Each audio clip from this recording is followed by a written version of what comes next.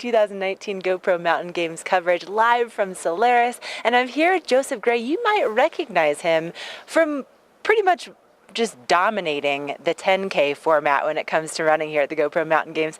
Joseph, welcome to the show again. We're so glad to have you here. Thank you for having me. So, yeah. I'm glad to be back. Let's talk about your history here at the GoPro Mountain Games. It's pretty extensive. When did you first start competing here?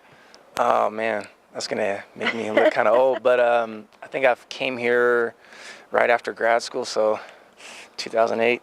But yeah, so it's been a while. It was a real special race for me because it was kind of like my first pro level mountain race right after college, and it was a rude awakening coming from sea level. I went to Oklahoma State, so sea level as you can get, and came here, and I think within the first mile I was like, wow, altitude is real. Like, you know, because I thought it was a myth. I was like, you know, it's not going to be that much harder. I was like, wow, it was a night and day difference. So, yeah, it was special. My mom was there. So, yeah, it was just a really cool way to start my mountain running career. And then, you know, I've been coming here since then. You know, I might have missed a few years in between when I was living in Washington State. And then, yeah, so it's been good the last 5 years. I've won it, the 10K 5 consecutive times, and then I've doubled a couple times in there and won Pepe's in the 10K, and then won the Vail Pass half when they used to have that in the 10K at the same time. Can we just really quickly go back to you won Pepe's face off? Can we just discuss, I was just talking with Chris Anthony. He's a pro skier. He used to train on that hill as a pro skier. I'd run on that. Right, yeah. Can we discuss what your strategy for running up a face that's basically like this?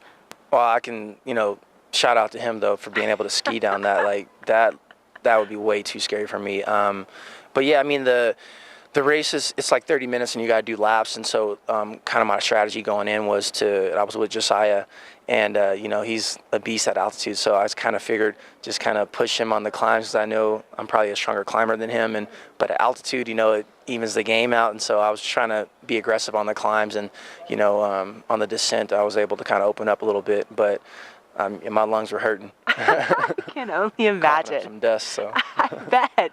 Now, you know, when you typically come here to the GoPro Mountain Games, you have been doing a community run, and so tell us a little bit about that. Yeah, really good friend of mine, Ella Miller. We've traveled together numerous times for the U.S. national team, for mountain running team, and she's working at Vail Athletic Club. But she kind of helped me set it up a couple years ago, and so typically what we do is my sponsors will kind of get behind me, and we'll provide free product for some of the people in attendance, and you know, I'll lead them on a run around town or on the course if there's not any snow and stuff, and you know, a lot of the locals sometimes will help out if I don't know where I'm going. So, but now I've been coming enough, so I know where to go. That's so nice. Well, and you're a Colorado boy. You live in Colorado Springs now. So I was just joking with you. I was like, are you that guy that does the Manitou incline? And you've actually set a record there. Is that right? Yeah. Yep. So I use my GPS and try to, because you have to verify it. You know, people always tell tall tales, and I ran 10 minutes up it. It's like, if you don't have any data, we really don't know if you did it or not. So I did it with some data.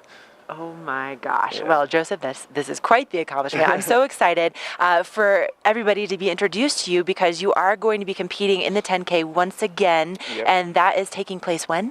Sunday, 8 a.m. Okay, Sunday, 8 a.m. So we got to make sure we're there at the starting line to cheer you on. Yes. And I just wanted to mention too, so you're wearing some Hoka gear, and as a very novice trail runner, my first pair of trail running shoes were Hokas, and I love them. Like they are so squishy and they feel so good on all the rocks. And yeah. Is that why you wear them too? You know, I do like that aspect of them. You know, they do have really good top of the line shoes, but the real reason I like Hoka is because they have a wide spectrum of shoes. So you can go from minimalist shoes to maximalist, technical shoes to more of a road type shoe.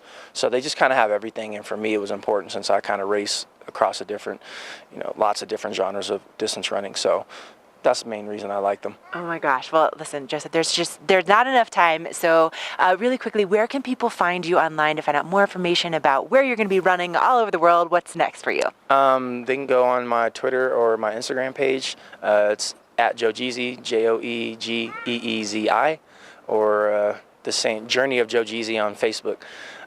So yeah, just check me out there. All right. Well, thank you so much for being here. Thanks your family for being here too. Yep. And we are going to take a look at what's happening with that local weather forecast coming up next. Joseph, it looks like it's going to be beautiful and sunny for you. That's what I heard. Yeah. Yeah. So we're going to be out there. Make sure to cheer this guy on tomorrow for the 10K. All right. Thank you.